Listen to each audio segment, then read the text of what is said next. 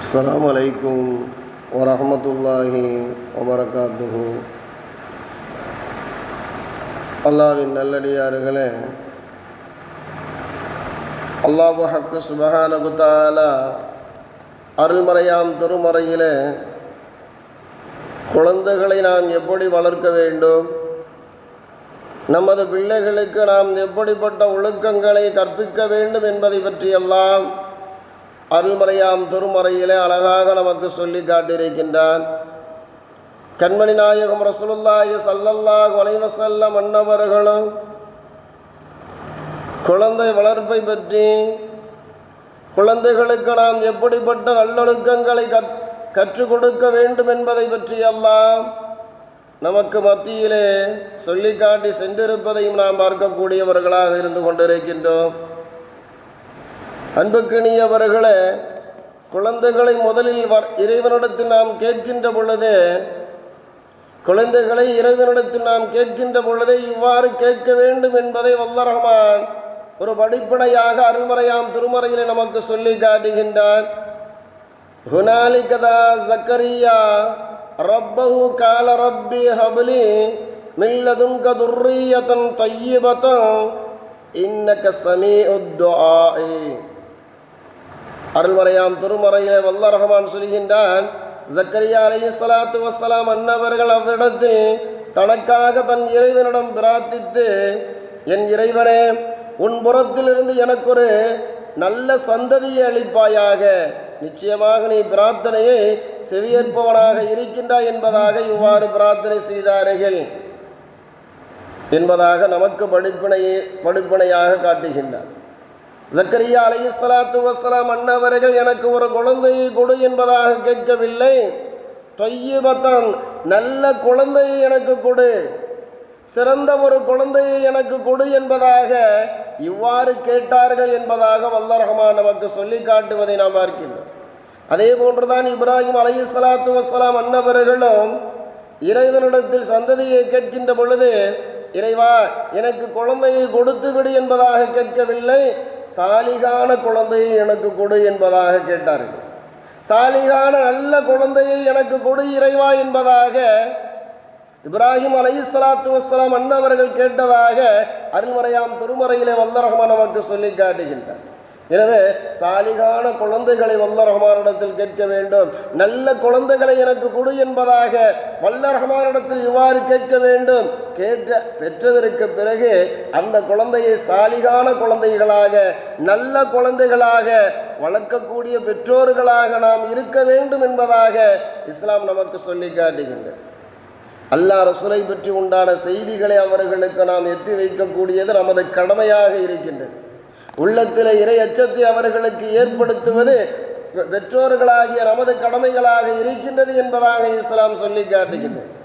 சிறு பிள்ளையிலேயே அவர்களுக்கு இஸ்லாத்தை பற்றி உண்டான செய்திகளையும் வல்லர் ரஹ்மானை பற்றி உண்டான அந்த பயத்தையும் அவர்களது உள்ளத்தில் நாம் ஏற்றிவிட்டோம் என்று சொன்னால், உண்மையில் அந்த குழந்தை சாலிகான குழந்தைகளாக, பெற்றோர்களுக்கு பேரெடுத்து தரக்கூடிய குழந்தைகளாக, நாளை மறுமையிலே பெற்றோர்களை கௌரவிக்கக்கூடிய குழந்தைகளாக அந்த குழந்தைகள் மாறும் என்பதில் எல்லளவும் சந்தேகமில்லை.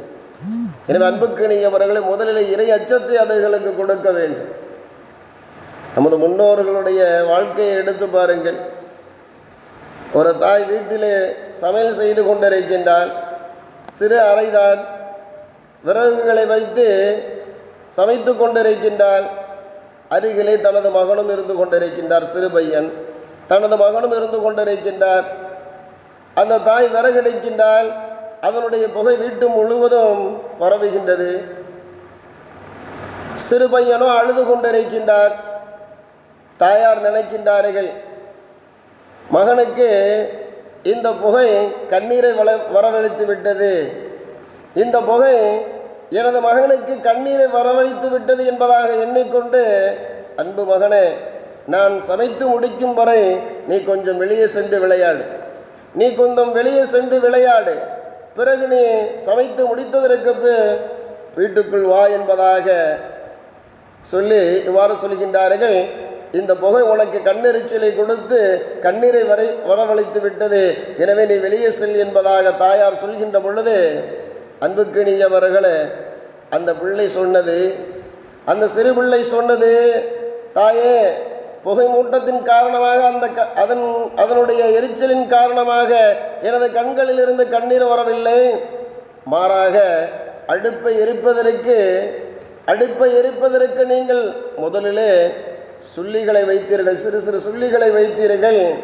பிறகுதான் அது நன்றாக இருந்ததற்கு பிறகு பெரிய விறகுகளை வைத்தீர்கள். இதை பார்த்ததும் எனக்கு அல்லாஹ் அருள்மறையாம் திருமறையிலே சொன்ன குர்ஆனுடைய ஆயத்து எனக்கு ஞாபகத்திற்கு வந்தது.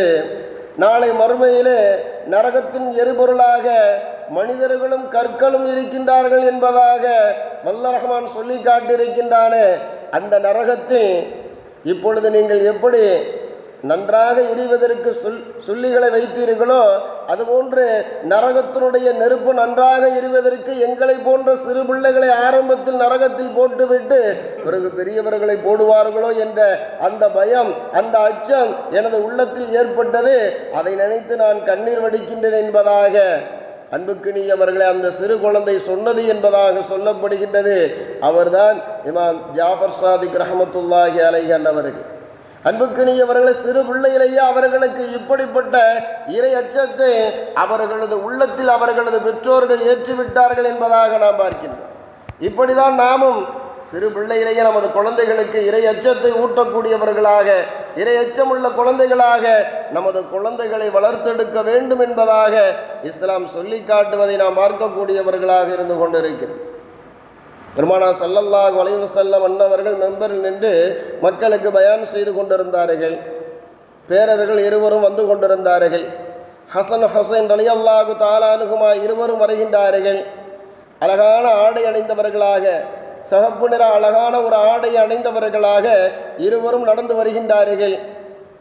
அவர்கள் நடந்து வரும் அழகை பார்த்து, ஹதீஸில் இப்படியே வருகின்றது, அவர்கள் நடந்து வரும் அழகை பார்த்து அன்புக்கினியவர்களே மேலே நின்று பயான் செய்து கொண்டிருந்தவர்கள் கீழே சட்டனை இறங்கி விழுந்து இருவரையும் தோள்புஜத்தில் ஏற்றுக்கொண்டார்கள். கட்டி அணைத்து தோள்புஜத்தில் ஏற்றிக்கொண்டார்கள். பிறகு சொன்னார்கள், வல்ல ரஹ்மான் சொல்லியிருக்கின்றான் அல்லவா, வல்ல ரஹ்மான் சொல்லியிருக்கின்றான் அல்லவா, உங்களது செல்வங்களும் உங்களது பிள்ளை செல்வங்களும் ஒரு சோதனை என்பதாக சொல்லி காட்டியிருக்கின்றான் அல்லவா என்பதாக மக்களுக்கு மத்தியில் அதை உணர்த்தினார்கள் என்பதாக நாம் பார்க்கின்றோம். எனவே அன்புக்கினியவர்களை பிள்ளை செல்வம் என்பது நமக்கு ஒரு சோதனை களமாக இருக்கின்றது. அதை நல்ல விதமாக வளர்க்கக்கூடியவர்களாக, நற்பண்புகளோடு வளர்க்கக்கூடியவர்களாக, நற்சிந்தனையோடு வளர்க்கக்கூடியவர்களாக, இஸ்லாத்தின் பண்புகளை அறிந்த குழந்தைகளாக, ஈமானை அவர்களது உள்ளத்தில் அதாவது ஏற்றிய குழந்தைகளாக, நிரப்பிய குழந்தைகளாக நமது குழந்தைகளை நாம் வளர்த்தெடுக்க வேண்டும் என்பதாக இஸ்லாம் சொல்கின்றது. அப்படி நாம் வளர்த்தெடுத்தோம் என்று சொன்னால் நாளை மறுமையிலே அந்த பெற்றோர்களை வல்ல ரஹ்மான் கண்ணியப்படுத்தக்கூடியவனாக இருக்கின்றான். நாளை மறுமையிலே பெற்றோர்களை கண்ணியப்படுத்துவான். நற்குழந்தைகளாக, நல்ல குழந்தைகளாக, இஸ்லாத்தில் சிறந்த பண்புள்ள குழந்தைகளாக அந்த குழந்தைகளை வளர்த்தெடுத்ததற்காக வல்ல ரஹ்மான் நாளை மறுமையிலே அவர்களை கண்ணியப்படுத்தக்கூடியவனாக இருக்கின்றான். அது மாத்திரமல்ல, அன்புக்கினியவர்களை சொல்லப்படுகின்றது, பிள்ளைகள் பெற்றோர்களுக்காக செய்யக்கூடிய துவாவை வல்ல ரஹ்மான் ஏற்றுக்கொள்கின்றான் என்பதாக சொல்லப்படுகின்றது. பிள்ளைகள் பெற்றோர்களுக்காக செய்யக்கூடிய துவாவை வல்ல ரஹ்மான் ஏற்றுக்கொள்கின்றான். நாளை மறுமையில் அவர்களுக்கு சோனத்தில் உயர்ந்த படித்தரங்களை கொடுக்கின்ற பொழுது அவர்கள் கேட்பார்களாம், பெற்றோர்கள் கேட்பார்களாம், யா அல்லாஹ், இந்த அந்தஸ்தெல்லாம் எங்களுக்கு எப்படி கிடைக்கின்றது, எதன் காரணமாக இப்படியெல்லாம் எங்களை கௌரவப்படுத்துகின்றாய் என்பதாக அந்த மக்கள், சோனத்து மக்கள் வல்ல ரஹ்மானிடத்தில் கேட்கின்ற பொழுது வல்ல ரஹ்மான் சொல்வானாம், உங்களது பிள்ளைகள் உங்களுக்காக செய்யக்கூடிய அந்த நல்ல துவாவின் மூலமாக தான் உங்களுக்கு இப்படிப்பட்ட அந்தஸ்து கிடைத்து கொண்டிருக்கின்றது என்பதாக வல்ல ரஹ்மான் சொல்லுவான் என்பதாக கண்மணி நாயகம் ரசூலுல்லாஹி ஸல்லல்லாஹு அலைஹி வஸல்லம் அன்னவர்கள் சொல்லி காட்டியிருக்கக்கூடிய சொற்களை நாம் பார்க்கக்கூடியவர்களாக இருக்கின்றோம். எனவே அன்புக்கினியவர்களை பெற்றோர்களுக்கு பணிவிடை செய்யக்கூடிய குழந்தைகளாக, பெற்றோர்களுக்கு துவா செய்யக்கூடிய குழந்தைகளாக, இறையச்சமுள்ள குழந்தைகளாக நமது குழந்தைகளை வளர்த்திருக்கக்கூடிய பாக்கியத்தை வல்ல ரஹ்மான் எனக்கும் உங்களுக்கும் கொடுத்தரல வேண்டும் என்பதாக கேட்டுக்கொண்டு நிறைவு செய்கின்றேன். சுப்ஹானல்லாஹ் வ பிஹம்திஹி, சுப்ஹானக்கல்லாஹும்ம வ பிஹம்திக, அஷ்ஹது அல்லா இலாஹ இல்லா அன்த, அஸ்தக்ஃபிருக வ அத்தூபு இலைக். سبحان ربك رب العزة عما يصفون سلام على المرسلين والحمد لله رب العالمين صلى الله على محمد صلى الله عليه وسلم صلى الله على محمد صلى الله عليه وسلم صلى الله